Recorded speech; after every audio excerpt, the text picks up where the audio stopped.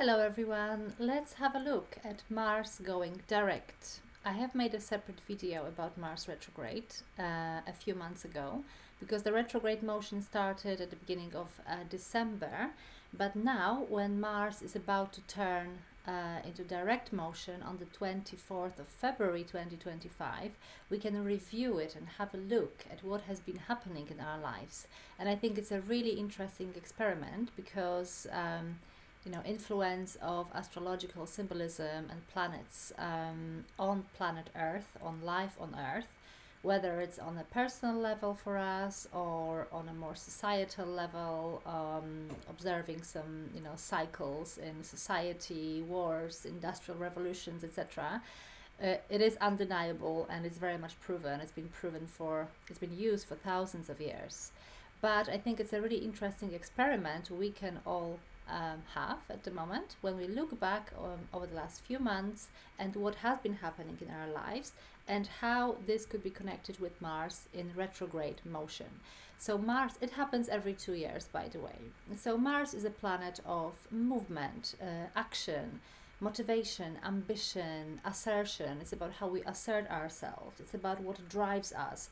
It is a planet of strength, muscles, anger as well. Anything that moves things forward, okay?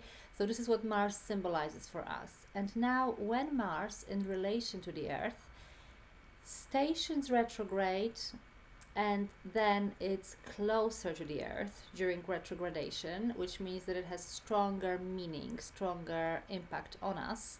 And then it goes into retrograde motion. It has been in the last 3 months. This is the area of our life where we were able to feel, when you think about it and do this research I'm talking about, where we can really readdress and reassess what motivates us, what drives us, what gives us ambition, what gives us life passion, and what makes us angry, and how we get triggered, how we get activated, how we move on in life. So for these 3 months, I'm sure we have all had an opportunity to review what our motivating force, asserting force is, and how it might have changed over these past few months. So, for example, okay, because Mars has been moving specifically in retrograde motion between 17 degrees of Cancer and 6 degrees of Leo. So this little chunk of zodiac. Check where it falls, what area of your life it affects, what house of your chart it is, because it may represent a few different areas of your life. So examples.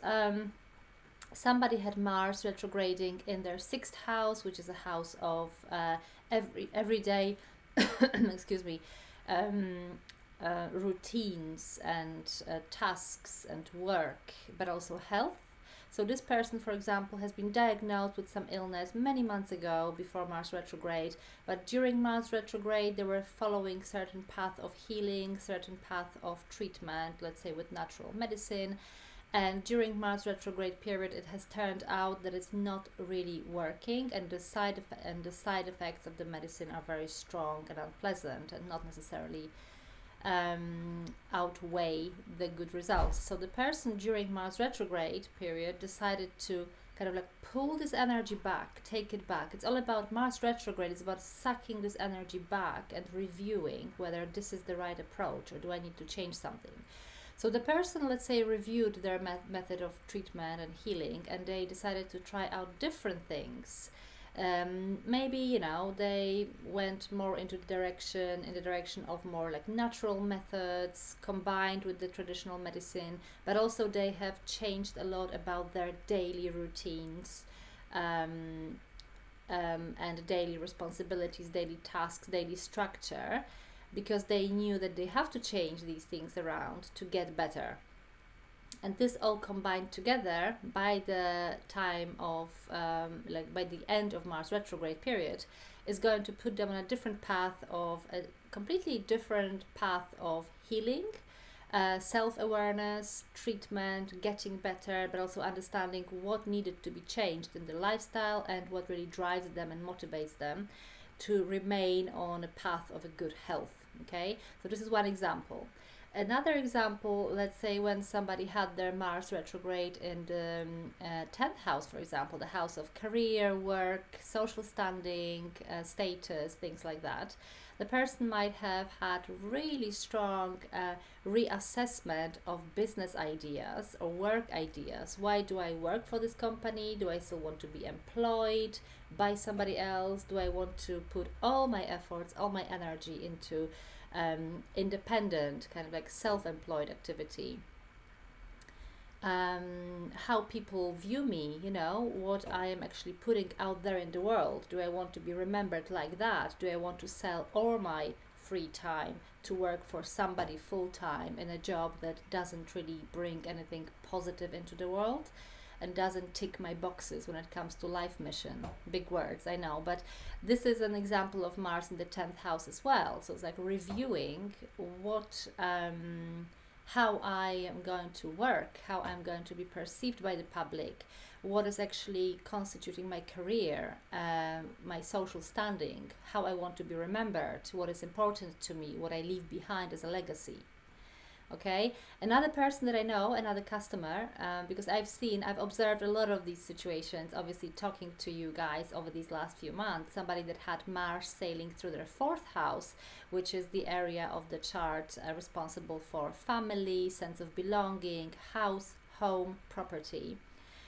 So there was a couple that got divorced, are in the process of getting divorced, and they have been selling their home. Before December 2024, everything has been arranged. The house was the family home had a buyer. Both these people, the couple, had respectively arranged to purchase two new properties for themselves, and everything was supposed to go smoothly forward. You know, as we know with properties, nothing ever goes smoothly, but by the end of the year they were supposed to move out of their family home and move into these new homes that were waiting for them respectively. But during Mars retrograde period, it has turned out that the buyer has pulled out last minute, and they were both left in a very sticky situation because there was a high risk they would lose these two new homes. So they had to quickly find another buyer, reshuffle what is important, priorities, what drives them, what gives them passion, what is their ambition, what is more important, you know, and kind of reshuffle all this energy in this area of the life to find a different solution. So many different examples depending on which area of your life Mars retrograde is affecting, and this is this experiment for you to have a look at, okay? Find this chunk of the zodiac between 17 degrees of Cancer and 6 degrees of Leo. That's where Mars has been sailing in retrograde motion from the beginning of December last year until 24th of February this year.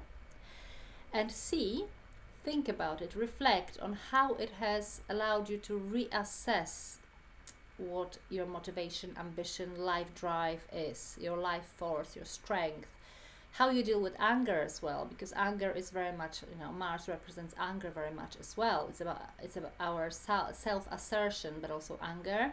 Mars in Leo is fantastic because it brings courage and it's confident, but Mars in Cancer is not fantastic because this is very much about passive aggression. And I am sure that between 6th of December and end of Feb this year, many of us has been exposed to passive aggression, out of character attacks from other people, very much unexplained situations, both you know, from others but also from ourselves, like out of character passive aggressive behaviors.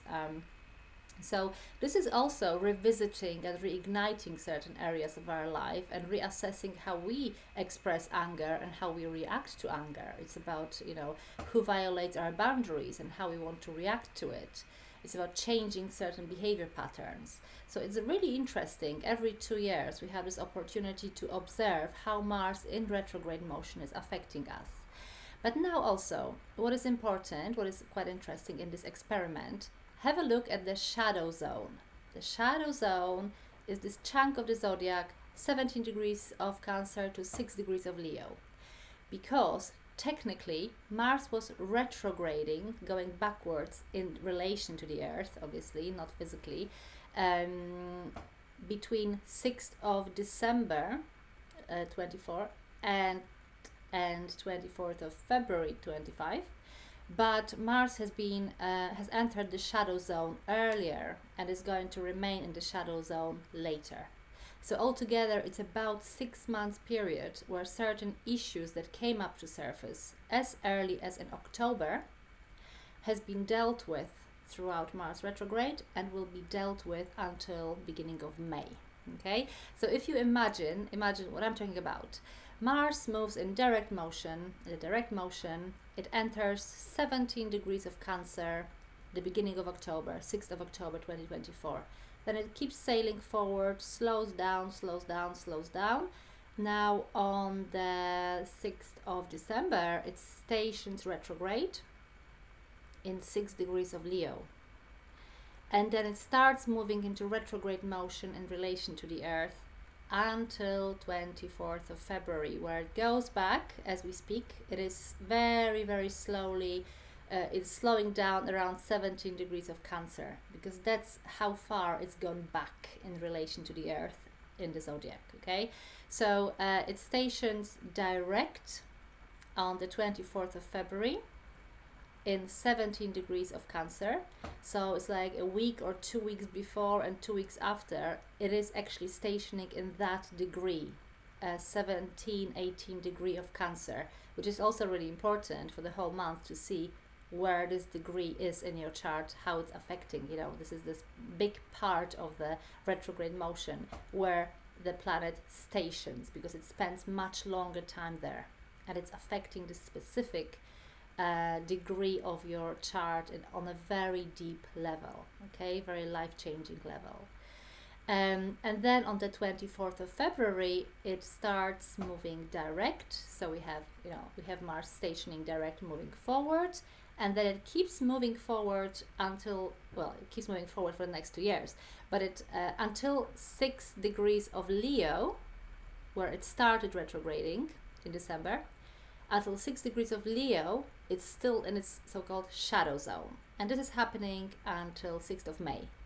So technically, the shadow zone happens for 6 months in this retrograde period, between beginning of October 2024 and beginning of May 2026.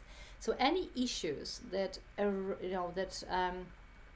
you have observed arising in your life, even as early as from the beginning of October, then that then had to be readdressed, reassessed, reignited, revisited during the retrograde itself, December, January, February, then everything is going to get smoothed out and straightened and pushed in a different direction after you rethink, revisit, reignite, etc. Motivation, passion, ambition, movement forward, initiative, anger, strength, courage, etc. So it's all going to play out between October last year and May this year. So it's a big chunk of time and interesting area of your life where you can really, now after this retrograde is ending on the 24th of February, you really can look back and think about what has been happening. With all these examples I've given you, of course, every area of your life, whether it was a second house affecting your finances and values in your life, what you value, maybe it was in your 7th house, completely reshuffling your relationships with people, partnerships, how you relate to others, what is important to you.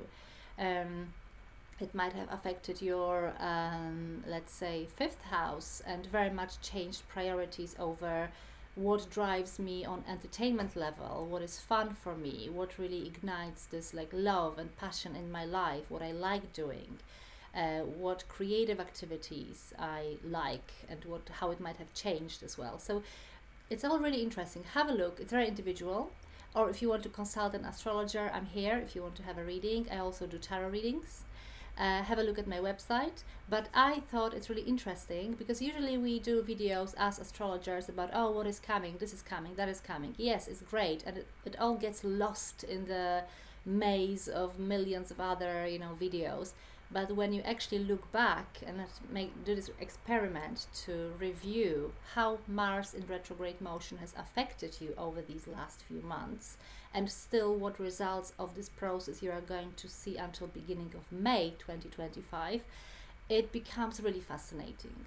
So I wish you all the best, and I'll see you next time. Take care. Bye.